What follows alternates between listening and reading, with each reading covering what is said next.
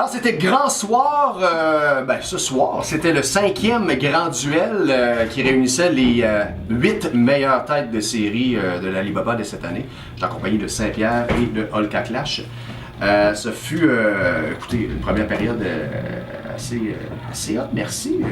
4 mini-duels, ça a passé vite. Oui, surtout que les improvisations, ben là, on a affaire à des joueurs expérimentés. La saison. Oh ouais. Fait que ça passe vite parce que c'est bon tout le temps.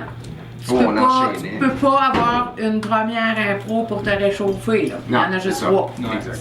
Si t'en manques une, tu perds. Dans la première période, on a vu un joueur pro survolté. Il était all-in. Un joueur pro en solo, c'est un joueur qui est vraiment impressionnant parce qu'il donne ouvre la machine, il donne 100% de son talent. Ça donne tout le temps des super belles impressions. À toutes les fois qu'il joue en solo, ce joueur-là, il est exceptionnel. Là, après ça, on a revenu en deuxième période deux demi-finales qui opposaient justement le joueur pro contre la joueuse Cossette, qui a été remportée par la joueuse Cossette, et ensuite Ménard contre l'Arche. Ménard remporté, et ça fut une finale toute féminine. Toute féminine. Une finale de Hyundai. Une finale de Hyundai et joueuse Cossette qui a fait le premier 2-2-3 contre joueur Langevin qui a été solide et qui a remporté 2-1 et qu'on aura vu ensuite contre je me rappelle plus, Pro, donc, et qui a remporté aussi, malgré le fait que le joueur Pro est un joueur hors pair. Alors elle a fini toute solide du début à la fin, une force tranquille. Son parcours était remarquable, elle a battu 2 capitaines. Deux capitaines d'expérience dans la Ligue là-bas. Berry, c'est peut-être la troisième année de saison. Puis on a vu des matchs assez serrés, c'était des 2-1 tout le long, puis jusqu'en finale, Valérie a blanchi la joueuse Ménard.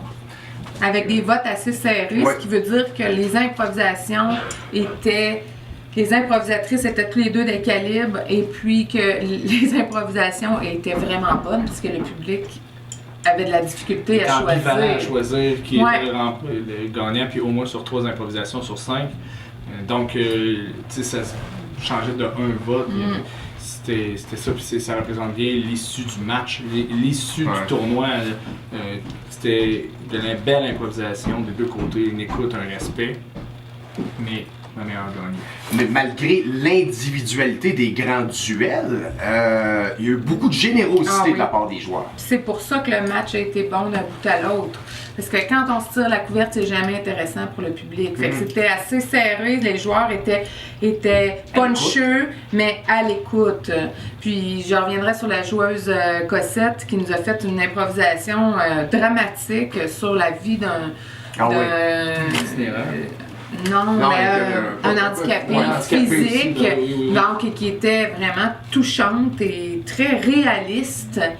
Et elle a su toucher avec des thèmes assez social, responsable. Et elle était calme et wow. Bravo aux 8 joueurs en particulier qui étaient aussi solides avec des belles prestations.